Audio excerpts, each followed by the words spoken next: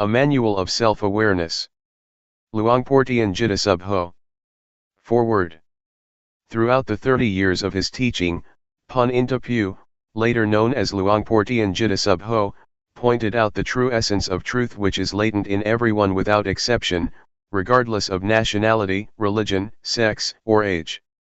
If the practice is performed correctly, one can see, know, and understand the truth, as the Buddha did. The method is to cultivate self-awareness, that, being aware of bodily movements, being aware of the movement of the mind. If one practices correctly and continuously, jnana panya, insight, will arise until the suffering comes to an end. We agreed to edit the teaching from various occasions and consolidate them into one source, so that they can be used as the manual for anyone who is interested. The contents of this book are the essence of Luangpor Teean doctrines, practical techniques as well as how to solve problems and obstacles that may occur. The fruits of practicing are included as a guideline in the appendix. We wish to thank to everyone who has helped in making this book possible. Luangpor Teean Jita Subho Foundation. Brief biography of Luangpor Teean Jita Subho. Luangpor Teean Jita Subho, 1911 to 1988, or Pun Intapu, was born on September 5, 1911, at Bohom, Umpur Chiangkan in the province of Lae. He was the son of Jean and Soam Intapu. His father died when he was young. Since there was no school in the small village of Bohom, he did not have formal education in his childhood. The boy, like the rest of them in the village, had to help his mother in running their farm. At the age of 11, he was ordained as a novice at the village monastery, and stayed there with his uncle who was a resident monk. During a year and 6 months in the monastery, he studied Laotian scripts and ancient local scripts. He also started practicing various meditation methods, such as the Budo and breath-counting methods. After disrobing, he returned to his home. Following tradition, he was ordained as a monk at the age of 20. Again, he studied and practiced meditation with his uncle for 6 months. After returning to lay life, he was married at 22 and had 3 sons. In his village, he was always a leader in Buddhist activities and was highly respected, and chosen to be the head of the village on 3 different occasions. Despite of heavy responsibilities, he continued his meditation practice regularly. Later he moved to Chiangkan, a larger community, where his sons could attend school. Being a merchant, he sailed his steamboat along the Mekong River between Chiangkan, Nong Khai Vientiane, or even as far as Luang Prabang. He had opportunities to meet several meditation masters, and his enthusiasm in pursuing Dhamma, the truth, continued to strengthen. Furthermore, he began to realize that many years of being good, making merit, and practicing various methods of meditation had not liberated him from his anger. Finally, he determined to start searching for the way out. In 1957, when he was nearly 46, he left his home with firm determination not to return unless he found the truth. He went to Wat Rung Siamuk Daram, Thumbone Punpro, Umpur Tabor in Nong Khai province, Umpur Sichian Mai at present, and practiced a simple form of bodily movements, except that he did not follow the recitation of the words thingning, moving, stopping, like others did. What he did was only being aware of the movements of the body and mind. Within a couple of days, on the early morning of the 11th day of the waxing moon, the 8th month of 1957, his mind reached the end of suffering completely without traditional rituals or teachers. Later he returned home. He taught his wife and relatives what he had found for 2 years and 8 months, as a lay teacher. He then decided to re-enter monkhood in order to be in a better position to teach the people. The ordination was made on February 3, 1960. His teachings were spreading across the country as well as outside. He devoted his life to the teaching of Dhamma despite his poor health. He was diagnosed to have stomach cancer, malignant lymphoma, in 1982. In spite of his illness, he continued his work actively and incisively until the end of his life. On September 13, 1988 at 6:15 p.m., he passed away calmly at the age of 77, in a hut on Ga Buddhadhamma, Tup Ming Kwan, Thumbone Gudpong in Lahi Province. Introduction. 1. The Dhamma, the truth, which I am talking, belongs to everybody. It does not belong particularly to any religion, whether Buddhism, Brahmanism, or Christianity, nor to any nationality, whether Thai, Chinese, French, English, American, Japanese or Taiwanese. Anyone who realizes it, possesses it. One who realizes it, possesses it. One who does not realize it, does not possess it. It exists in everybody regardless of his religion. Having realized it, you cannot prohibit others from cultivating it. Having realized it, you cannot destroy it, because it is indestructible. Nothing can destroy it. It is impossible to stop others from realizing it, because one who cultivates it will realize himself. One having realized, it is impossible to destroy because is so all the time. To man himself is religion. Dhamma is in man. Man is Dhamma. The ancients said, heaven or hell is in the mind, so is nirvana, the extinction of all defilements and suffering. Where is the mind? Have you ever seen the mind? If you have never seen it, you should practice until you know what the mind is. Hell is mental suffering or unhappiness. When it fades away, we are in heaven. Whenever anger recurs, we then revert to hell. 3. The Buddha nature is the mind that is clean, clear, calm, pure, bright and quick. This kind of mind exists in everybody without exception. Water and mud are not the same thing. It is the mud that makes the water look turbid, but the water itself is clear. Our mind is the same. If we realize this, we will gradually follow the path. The Buddha nature is the mind that is clean, clear, calm, and pure. When the mind is pure, the mud cannot pollute the water anymore. When the mind is bright, the mud will transform into sediment and break through the bottom. When the mind is quick, it is light and can see everything. The mundane Dhamma, worldly truth, and the transcendent Dhamma, ultimate truth, are in coexistence. If we really realize the latter, then we can distinguish them from each other.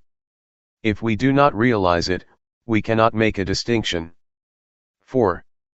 The Dhamma that made Siddhartha become an arahant or the Buddha, existed prior to him. It is the neutral mind that exists at the moment, neither being happy nor sad. While you are listening to me now, how is your mind? It is neutral. Are you conscious of this state of mind?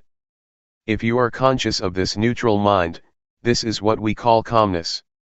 You can work, talk or think anything. This kind of mind requires no effort. It can be easily taught, but one who does not understand it tends to make something easy unnecessarily difficult, or something simple to be complicated. This neutral mind is natural and requires no effort. Everybody has this kind of mind, but we have never looked before. It is called upekkha, equanimity. 5. Man is born to think.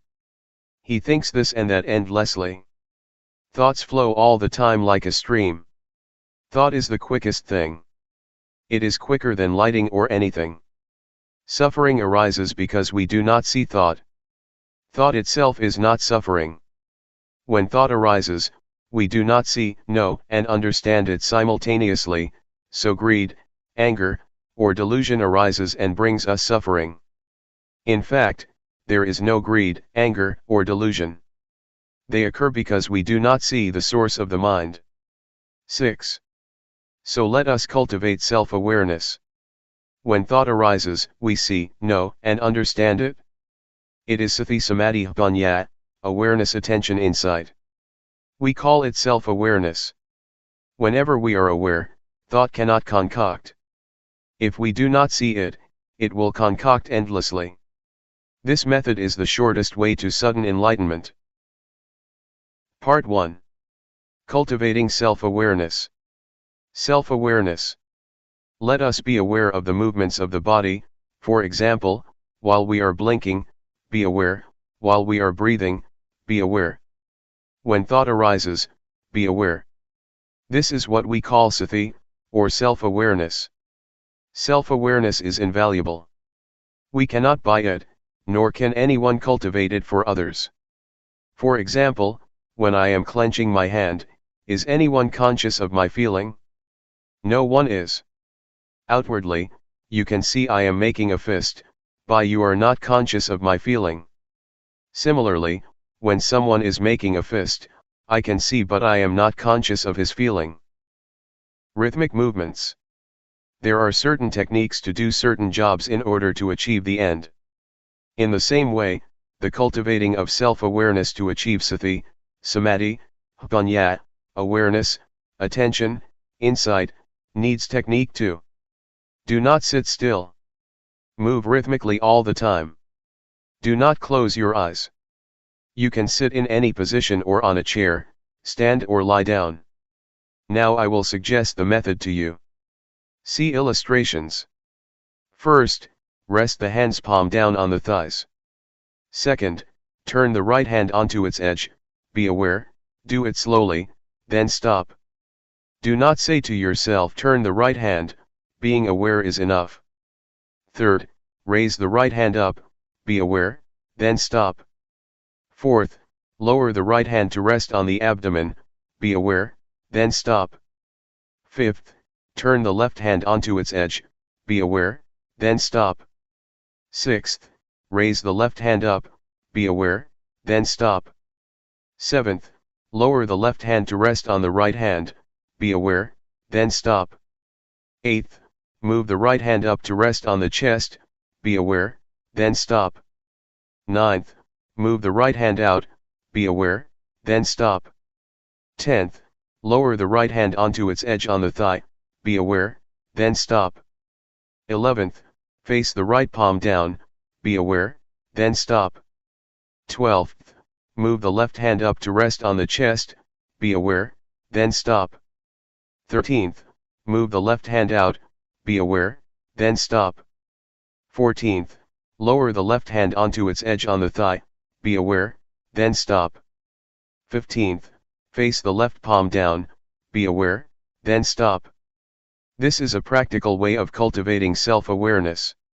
We do not have to study the scriptures because they are only words. Studying the scriptures is not the way to enlightenment. This practice is the way to enlightenment. There are 8 steps of rhythmic movement in standing, 7 steps in sitting down.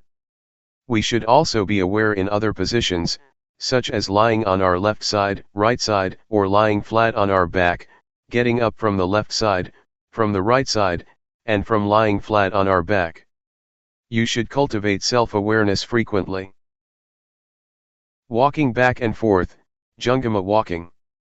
After sitting for a long time, which may cause pains and aches, we can change the position to the walking back and forth. After walking for a long time, we can change to the sitting posture. This is called changing the positions, sitting, lying, standing, walking. You should allot them properly.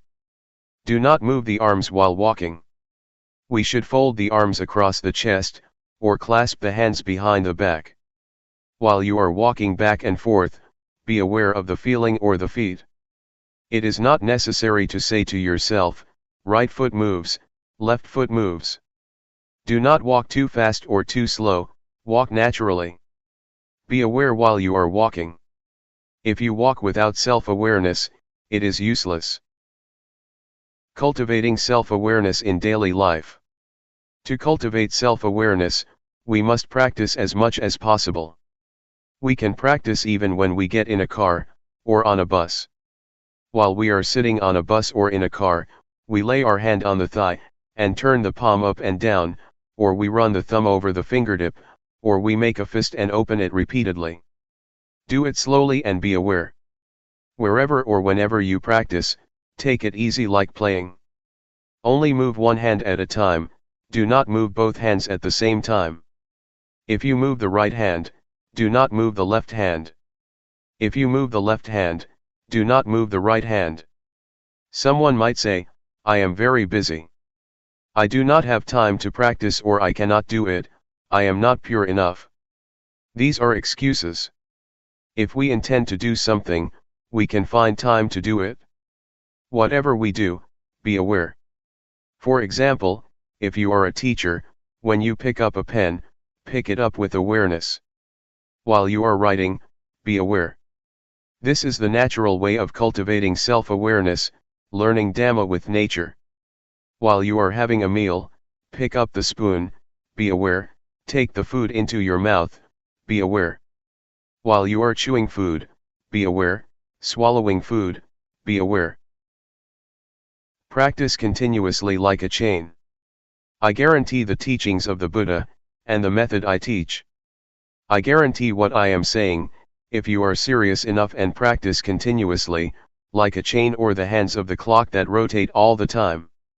To practice continuously like a chain or like the rotating hands of the clock, does not mean that you have to cultivate self-awareness, by doing rhythmic arm movement, or walking back and forth all the time.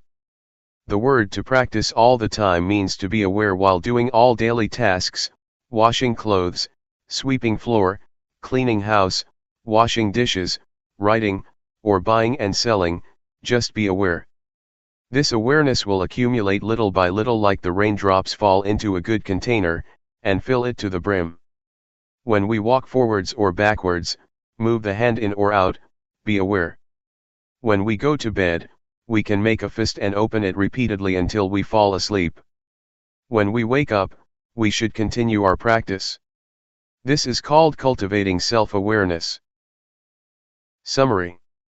Practice the rhythmic movements continuously like a chain, as the Buddha taught. Be aware of it at every moment, standing, walking, sitting, lying, bending or stretching. When you practice the rhythmic movement, turning the palm up and down, raising the hand, lowering the hand, be aware. When you are nodding, and raising your head, be aware, leaning to the left, leaning to the right, blinking the eyes, opening the mouth, breathing in and out, be aware. When thought arises, be aware. Be aware of the movements all the time. Do not sit still. This is the technique of cultivating self-awareness. The essence of practice, a handful leaves Dhamma, is being aware of the movement of the body and the movements of the mind. I guarantee, if you practice continuously and seriously as I have taught, in at most 3 years, suffering will end. It may take only 1 year. For some people it may take only 1 to 90 days. The result is that suffering will decrease, or cannot disturb you anymore. Part 2. Walking on the path. Be sure that our objective in practicing Dhamma is self-knowledge. We should start from the basic stage and go step by step as the Buddha taught. If we do not follow this way, there will be no progress in our practice.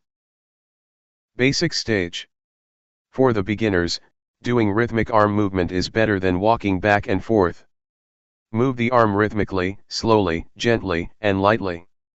When it stops, be aware of it. When it is moving, be aware of it. If you move the arm too fast, you cannot catch up with the bodily feeling that arises, because the awareness is not strong enough. We should practice continuously, regardless of tiredness. If we think we are tired and take a break, there will be no chain of continuity. After you have realized something called Rup-Nam, body-mind, then you can walk back and forth. You must really realize it. When thoughts arise, do not stop them. Let them flow, do not follow them but come back to Rup-Nam. Always be aware of Rup-Nam. Sometimes, piti, rapture, will arise. PT will carry us away from being aware of Rup Nam. As long as we are not aware of Rup Nam, our mind will be gradually dulled. Thoughts will arise, let them arise freely. You might feel dizzy or suffocated, if you suppress them. Be relaxed, do not worry whether you are aware or not. The first stage that one will realize is Rup Nam objects. These are Rup, body, Nam, mind, Rup acting, Nam acting, etc. See the appendix. One should review backwards and forwards, over and over. While we are reviewing these objects, thoughts will arise. Let them go. Whenever we are aware, the mind will stay with Rup Nam objects. Review them backwards and forwards, until they are embedded in the mind.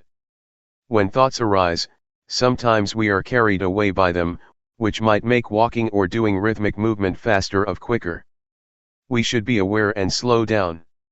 It does not matter how long it takes. Seeing thought mind stage. After one has realizes Rup Nam objects completely, one should keep on observing thoughts.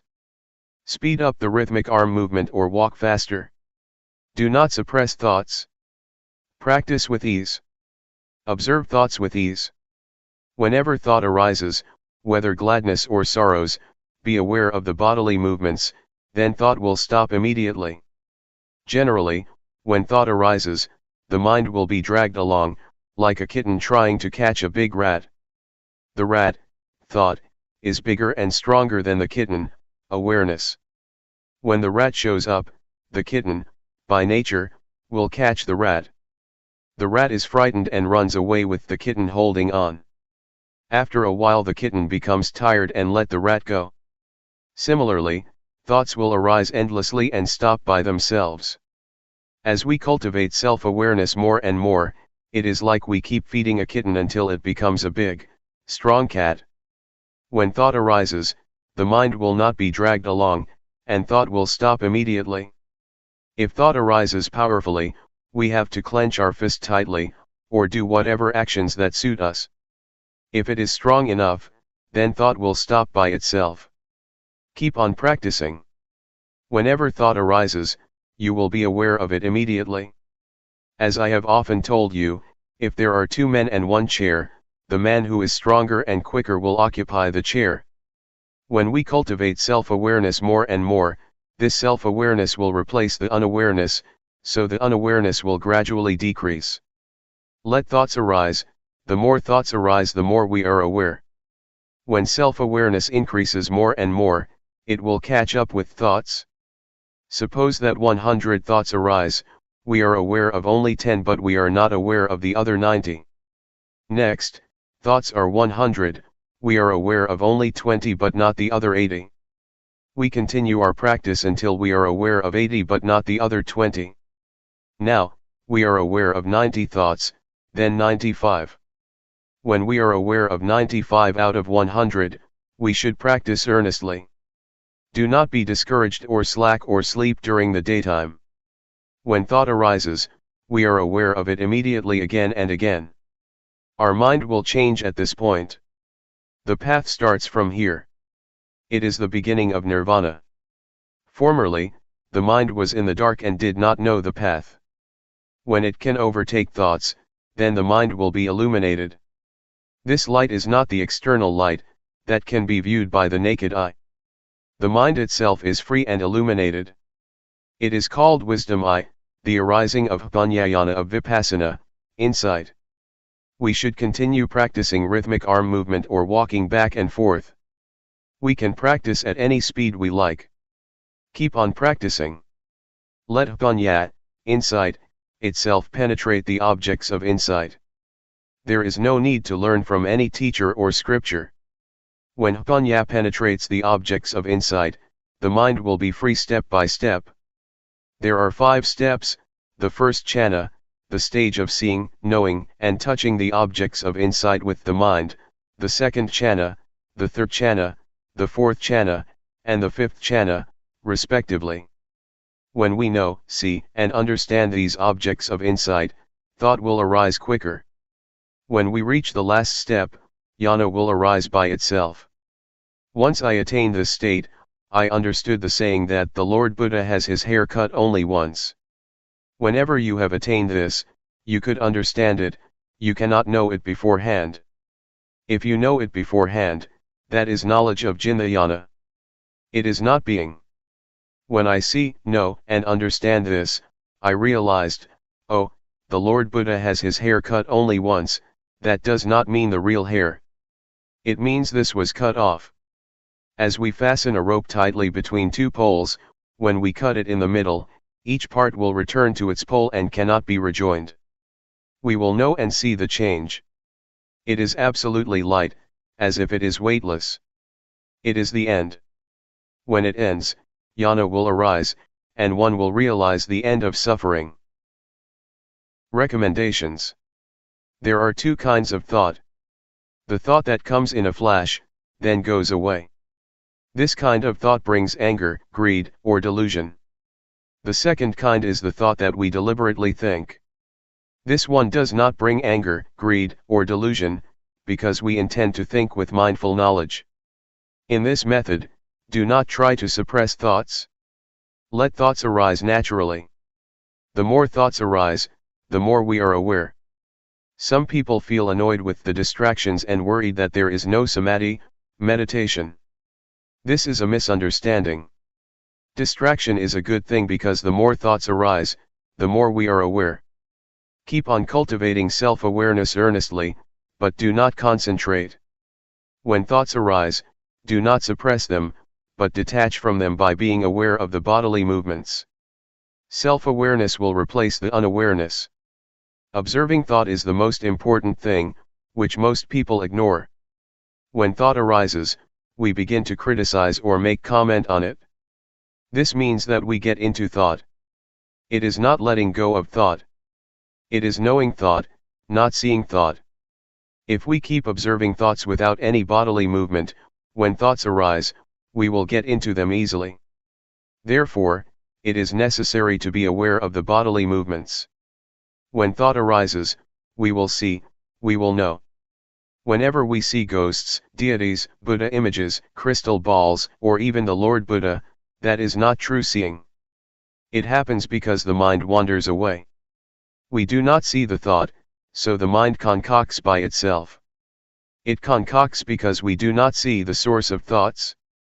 When thought arises without our seeing, it will conjure up ghosts, colors, lights, deities, hell, or heaven. Whatever it is, we will see it as such. It is an illusion. It is the mind's trick. The seeing is true. What is seen is not true, so it cannot free the mind. Only if we see realities, the mind will be free from suffering. This is the shortest path. When thought arises, be aware of it immediately. This is the authentic Dhamma practice. Doing the rhythmic movement is only the technique, which can help to see thought. Part 3. Obstacles and Solutions. There are some obstacles in this method. I will recommend you how to solve these obstacles that may occur to the practitioner. Strain, dizziness, giddiness, suffocation. When we first begin our practice, we tend to concentrate. We want to know, see, be, and have. This is not the right understanding. If you know, see, be, and have, you might get strain, dizziness, giddiness, or suffocation. This is not the correct practice. When thoughts arise so much, we do not like it and try to suppress them. This brings us trouble. The correct method is practicing with ease. Look far away and cultivate self-awareness lightly and gently. Do not concentrate. Move or walk comfortably and rhythmically with awareness. Drowsiness. If you feel sleepy while practicing, you should change to another kind of work, for example, weeding, washing your face, taking a bath, washing clothes. We should find a way to avoid the obstacle. Calmness under unawareness. Calmness under unawareness is called BT, rapture, clinging to calmness. This is an obstacle. The cultivating of self-awareness is not to obtain this kind of calmness, but always be aware of the movements. Vipassana. After we have attained Rup-Nam objects, this is the end of the basic stage. Someone will stop practicing because he thinks that he has attained the highest Dhamma. At this stage, knowledge will arise endlessly and we will be proud of this knowledge. When thoughts arise, he does not see them, and then gets into them. One who attaches to Vipassana will be talkative and arrogant. The knowledge of Vipassana will soon be forgotten and makes man too proud of himself. This is called Vipassana. The solution is, doing rhythmic movement with ease, do not concentrate or desire for the result. Do the movements lightly and gently. When thought arises, be aware of the bodily movements. Jnana. When one realizes Paramatha objects, see appendix, Piti, rapture, will arise. One is delighted of this knowledge. In general, Piti is good, but according to this method, Piti is the obstacle of attaining the end of suffering. When Piti arises, one will attach to it. We should do the bodily movements vigorously, and as much as we can, to turn the mind away from Piti, and back to the movements. Do it slowly and rhythmically. When self-awareness increases more and more, Piti will gradually fade away and the mind will return to the ordinary state. Suffocation, giddiness, or strain may arise. We should practice with ease, look far away and move gently. We should not stop practicing because of these obstacles, but continue our practice earnestly. Do not sleep in daytime but rest at night. Vipallasa. According to the texts, Vipallasa means seeing false as true, hell as heaven, evil as good. Vipallasa is the state of mind, when one discovers something excellent, and thinks that he can keep it. So he leaves self-awareness behind to get that thing. It is like it was stolen by a thief. When he starts looking for it, it is no longer there. It is hidden.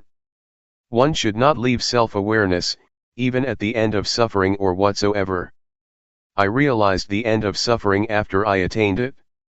At that moment, I was in the state of Vipallasa. I clung to ecstasy because I had never been like this before. I was walking back and forth and I felt like I was floating above the ground about 1 to 2 meters. Actually, I was walking on the ground. I clung to that ecstasy but it did not last for long. Then I was aware of myself. Why is it so? I began to review the objects of insight. At this stage, you should review the objects backwards and forwards, but this does not include Rup-Nam objects. After reviewing the objects, the ecstasy will gradually fade away. The mind will return to the ordinary state. Summary.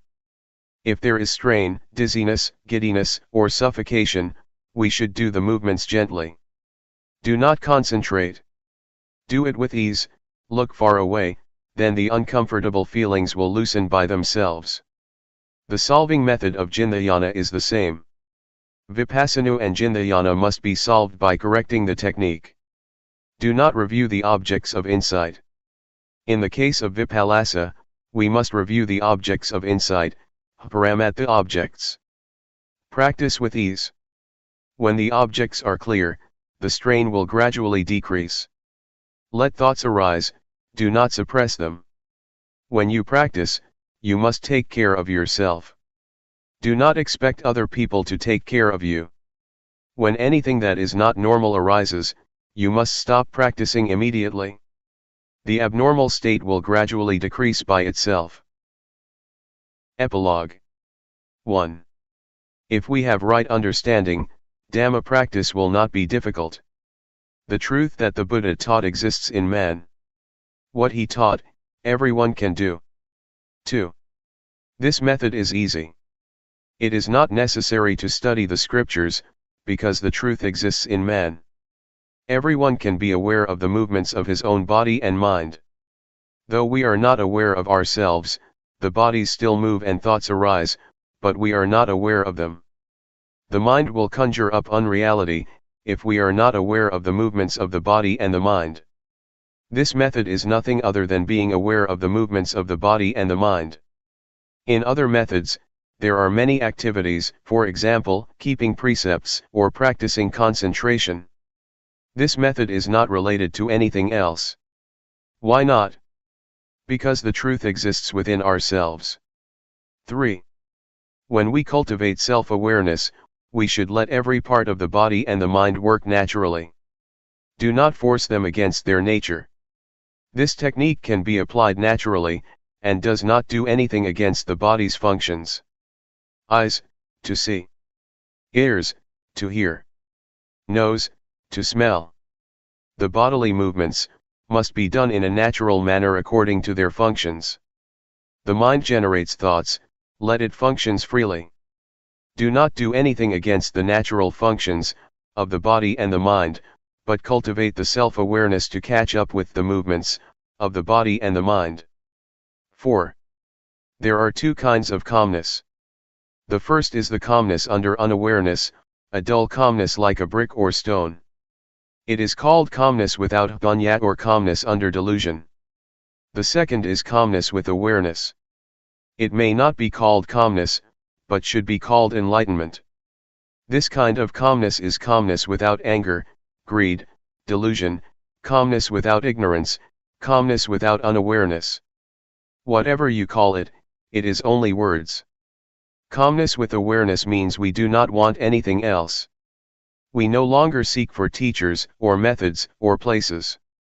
Calmness means cessation. 5. The rhythmic bodily movements and the cultivating of self-awareness cause bhunya.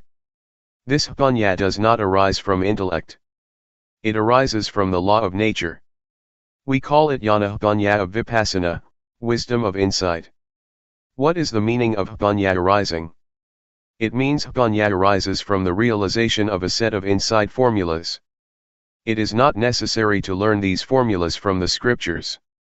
This set of insight formulas means success which is within the formulas themselves, as diamond buried in the mud, after being sifted, only the diamond remains. We should practice until these formulas appear naturally and exists permanently. Everybody has the set of formulas within himself. After attaining the end of suffering, jnana will arise. Birth is extinguished, existence is extinguished, the religious life is complete, and there is nothing left to do. The studying of Buddhism ends here. 6. Cutting the hair only once means, the body returns to its original state, and the mind returns to its original state by the law of nature. This is neither long nor short. It is insipid, wonderful, and respectable. You have never attained it before. Dhamma is not what you can imagine, you have to practice until attaining the state of being. Everyone should keep in mind that if we do not attain this state, when we are nearly died, about 1 to 2 seconds to 5 minutes before the last breath, we will experience this, then our breathing stops. This is the truth, the ultimate truth. Everyone must die and will experience this. If we do not realize this, we will live in the mundane world. If we realize this, it is the way out. When we see this, birth extinction state, we will realize the state of dying. It must be like this. We will know how to die. Everyone must come to this point. No one can escape because everyone must die. This truth is unchangeable, whether one realizes it or not. It is so. 7. Being aware of the movements of the body and the mind, can lead us to this point, the end of suffering. This is the path to walk by oneself. It is the one and only path. This path is different from others. You will realize Rup-Nam objects within 5 to 10 days, if you practice earnestly. One who practices seriously, within 1 to 3 months, his state of mind will change. It is the beginning of the path. If you are a conscientious man, no longer than 3 years, you will attain the end of suffering. For one who is not serious enough, it is useless even after 10 years. I have challenged many people to practice. More or less, some must have realized. Warning. You should not practice according to your own content, opinion, or thought.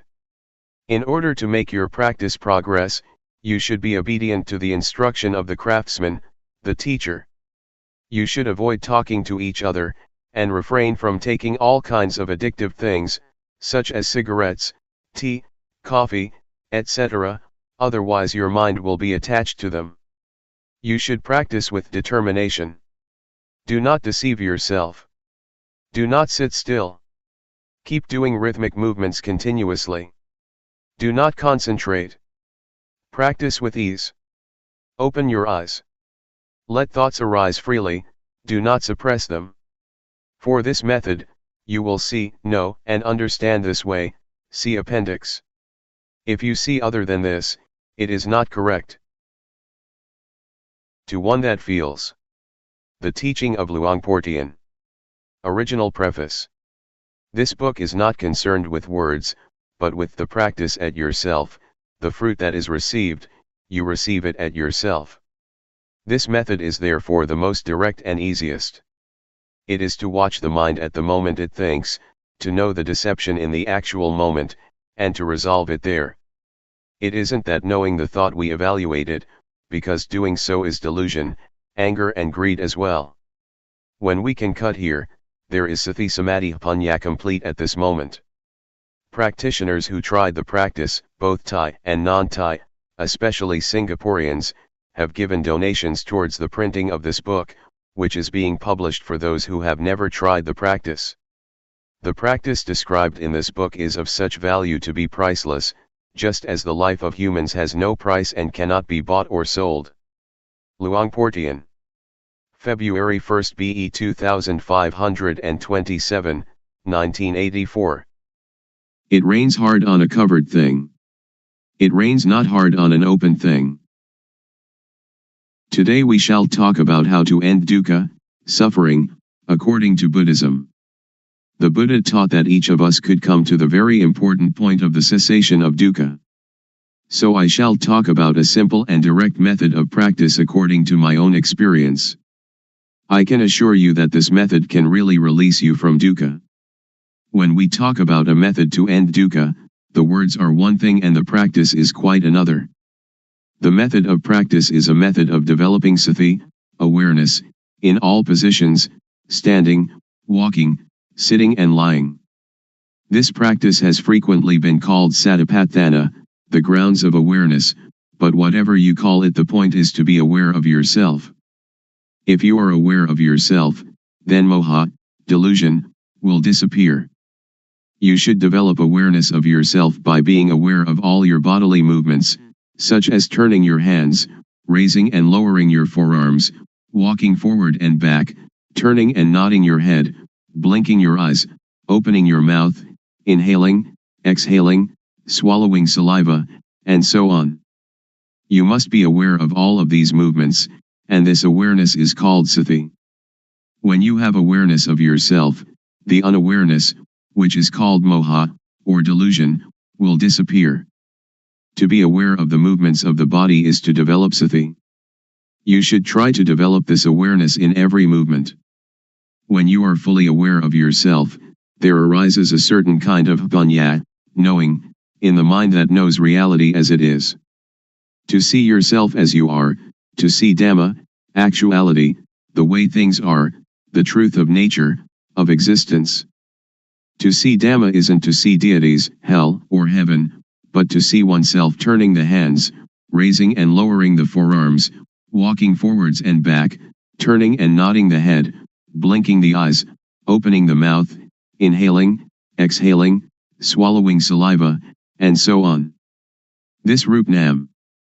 Rup is body, Nam is mind. Body and mind are dependent upon each other.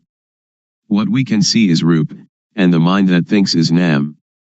When we know Rup Nam, we know reality as it is. When you see with the eyes, you should be aware of it. When you see with the mind, you should also be aware of it. Dhamma is yourself, everyone is Dhamma, whether male or female, Thai, Chinese, or Westerner, each is Dhamma. The practice is with us, and the teaching of the Buddha can really lead us to the extinguishing of dukkha. Individuals are Dhamma, Dhamma is the individual. When we know Dhamma, we will understand that everything is not as we think it is.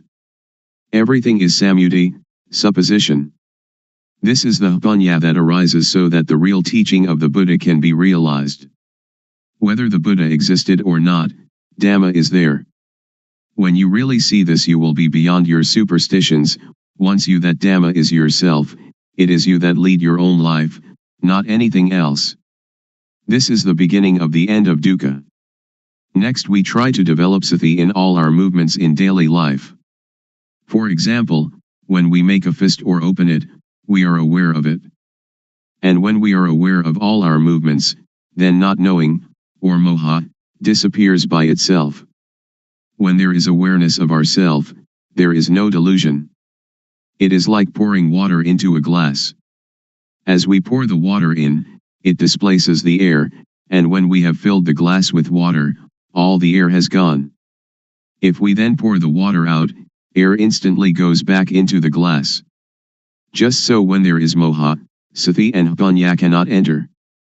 But when we practice the developing of sati, doing awareness of ourselves, this awareness displaces moha.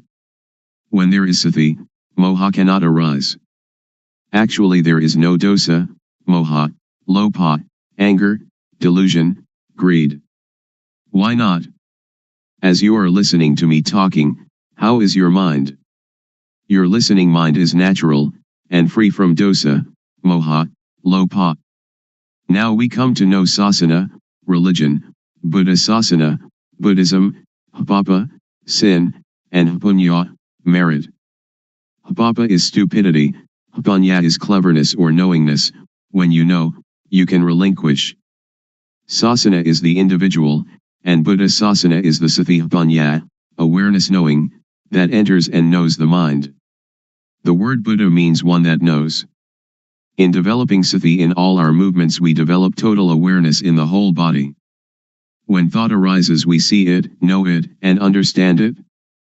But in the case of common people, they are part of that thought, so they cannot see the thought.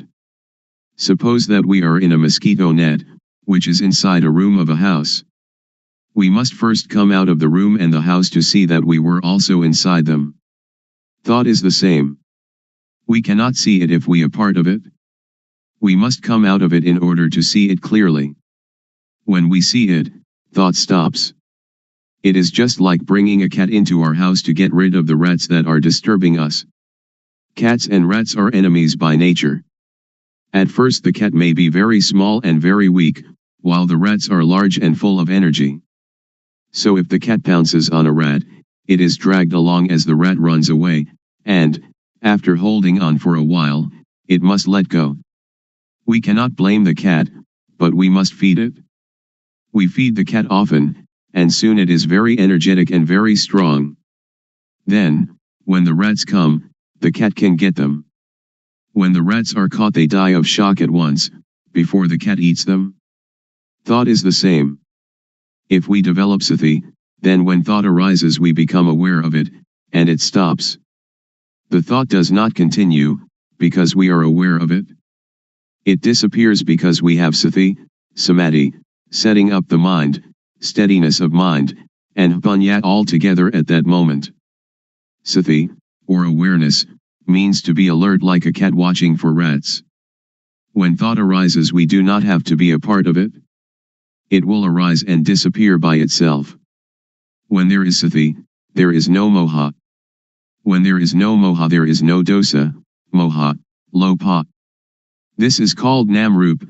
Nam thinks, and we know the deception, we know it in time, we know the protection, we know the cure. Just this is sati. Sila, keeping moral precepts, is normality. Sila is the result of a normal mind. This is the same as sati, samadhi, panya. The method to develop the total awareness that can end dukkha, as I understand it, and as I believe the Buddha taught, is to practice in our daily life.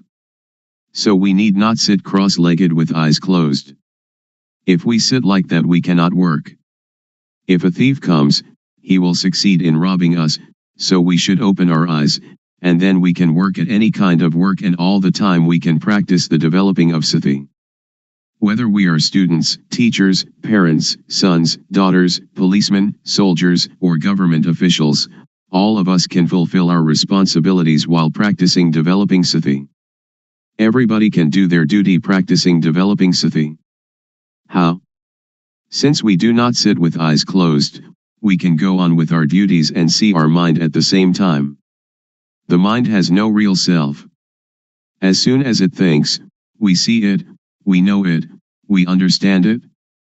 To develop sati is to shake the knowing element of a person. Everybody has the reality in their own mind, but if we cannot see it we do not understand it, but it is still there. Now if we look we see it. When we see like this, it is called seeing Dhamma. Seeing this kind of Dhamma can get rid of dosa, moha, lopa. Magga, the noble path, is the way of practice leading to the cessation of dukkha. The way of practice is to be aware of thought. Our body works according to our duties and responsibilities, but our mind must see thought. Dukkha arises and, because we do not see it, it conquers and enslaves us, it sits on our head and slaps our face, but if we can see it, know it, and understand it, then it cannot defeat us. Dukkha is like a leech that attaches itself to us and sucks our blood. If we try to pull it off it is stubborn, it resists, and we hurt ourselves more. But if we are clever we simply use water mixed with tobacco leaf and lime, and squeeze the water onto the leech. The leech is afraid, and drops off by itself. So we don't have to tear it out, or to force it, in order to get rid of it. This is the same. Those who don't know try to stop dosa, moha, lopa, they try to fight and suppress it, but one that knows just has sati to watch the mind and see thought. It is like turning on an electric lamp. A person who does not know about electricity will try at the bulb instead of the switch, so the lamp does not light. But someone that knows about electricity knows how to use the switch, and the lamp lights up. Dosa, moha, lopa is like an electric lamp, the thought is like the switch. The thought is the cause of this derangement. If we want to eliminate the derangement, we come to the thought. When we have sati watching thought, dosa, moha, lopa cannot arise. Actually, there is no moha, no lopa and no dosa. We touch the switch here in order to have light there. We develop sati here in order to end all dukkha. Dukkha arises from moha. When we have sati there is no moha and so no dukkha. When we move our hands we feel, and the awareness of this feeling is sati, and when we have sati we are separate from thought and can see thought. You should not pay so much attention to the movement, but use sati to watch conceptual thought. Just passively see the thought, do not stare at it. When thought arises, let it pass away. Actually there is no moha. Moha arises when we are not aware. It is like when we build a new house, there are no rats, but when we fill the house with things the rats come. Sometimes, when people criticize or blame us, we feel disappointment. In this practice, awareness of the disappointment will arise at the same time, like the cat catching a rat. When we can maintain our mind in this way, dosa, moha, lopa cannot arise. When thought, suffering, or confusion arise, do not try to stop it, but observe it, and we will understand its nature. As soon as thought arises, sweep it away immediately and come to be with the awareness. Thoughts, suffering, confused mind, they will go by themselves. Any time that thought arises we know it, even while sleeping. When we move our body while sleeping we also know it. This is because our awareness is complete. When we see thought all the time, no matter what it thinks, we conquer it every time. Those that can see thought are near the current to nibbana, extinction of dukkha. Then we will come to a point where something inside will arise suddenly. If the thought is quick, panya will also be quick. If the thought or emotion is very deep, panya will also be deep. And if these two things are equally deep and collide, then there is the sudden breaking out of a state that is latent in everybody. With this occurrence the eyes, ears, nose, tongue, body, and mind are detached from sights, sounds, smells, tastes, touches, and mental objects. It is like uncoupling the drive mechanism of car. When the parts become independent of each other, the car, although it still exists, can no longer be driven. When this state occurs, we do not die. We can still work according to our duties. We can eat, drink and sleep. But now, by the law of nature, everything is void, and this is the unchangeable law. Suppose there is a rope drawn tightly between two posts, and we cut it in the middle, so that the rope falls apart. If we want to tie it together again, we cannot. If we untie it from a post to tie it in the middle, then we cannot tie it to the post again.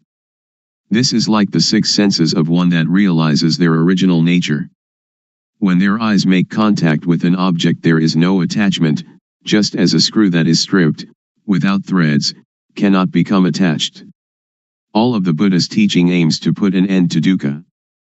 If we do not understand this, we will be in doubt about his teaching, and speculation about rebirth, heaven, hell, and so on, speculation that should be ignored, will plague our mind. The teaching of Buddha is timeless, and is not limited by language, race, nationality, or religion.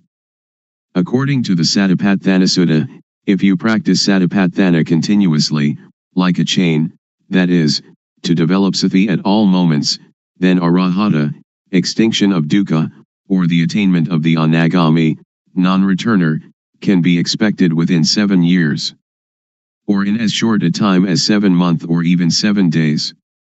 If you develop sati according to the method I have explained, and have sati continuously like a chain, then in at most 3 years dukkha will be diminished by 60%, and in some cases completely eliminated. Some may achieve this in as little as 1 year or even 90 days. There is no gladness or sorrow, contentment or discontent. This way to the cessation of dukkha is an easy way. It is difficult because we do not really know. Therefore we have doubt and lack of confidence. When we are confident in every step of practice, it is not so difficult. You can practice it anywhere, but you should really know the practice. If you can assure yourself, then you have a refuge in yourself. Religion means this refuge. If you study books for many years, it will still be theory. But if you really practice, it will not take you so long, and you will know it much better than the theorists. In the Pali texts there are two important mental capacities, the first is sati, calling to mind, and the second sampajanya, awareness of oneself. When you are aware of the movements of your hand, you have both sati and sampajanya. The fruit from doing this is very great, it is incalculable. You cannot buy non-suffering, but must practice by yourself, until it arises by itself, because it is already there. Making merit and keeping precepts are like unhusked rice, which is inedible, but useful because we can use it to grow next year's crop. Making ourself calm is like husked but uncooked rice, and is still inedible. There are two kinds of calmness. The first is samatha, concentration, one-pointedness, calmness, the second vipassana, seeing the true nature of personal existence, calmness. In doing samatha meditation you must sit still, close your eyes, and watch your inhalations and exhalations. When the breathing becomes very subtle, sometimes you are not conscious of the breath, and you feel very calm, but the dosa, moha, lopa cannot be eliminated, because there is still not knowing, and you are not aware of thought. But vipassana meditation can get rid of dosa, moha, lopa, and this kind of calmness can be experienced anywhere and at any time. So we do not have to sit with eyes and ears closed. Our eyes can see, our ears can listen, but when thought arises we see it. This kind of calmness is latent in everybody. Our mind is originally clean, illuminated and calm. That which is not clean, illuminated and calm is not our mind. It is kilesa, defilement. We try to conquer this kilesa, but in actuality there is no kilesa at all. So how can we conquer it? The only thing that we can do is just to see original mind clearly, to encounter the thought clearly. When we see the mind clearly, there is no moha.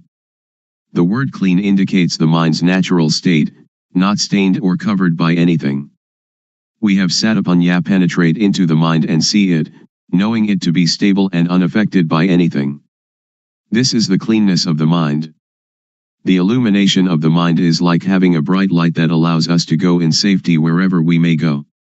In this radiance we see our life mind all the time, every minute, every second, every instant. This is the illumination of the mind.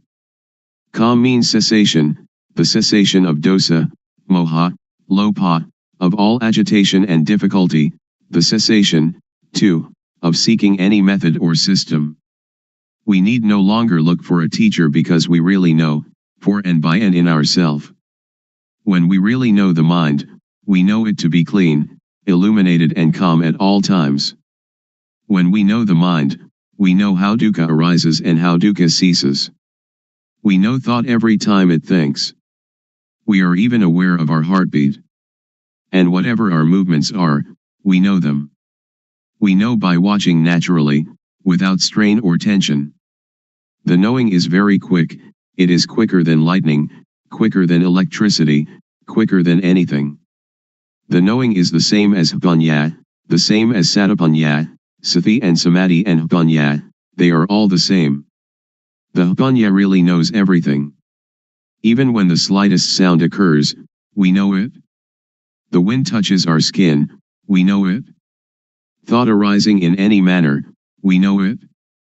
When the thought is deep, the Hapanya is also quick. However quickly thought arises, the Hapanya knows the thought. This is called Hapatijasamuppada, dependent co-arising. When there is no avidya, not knowing, the structure that gives rise to dukkha is broken, because the knowing is there.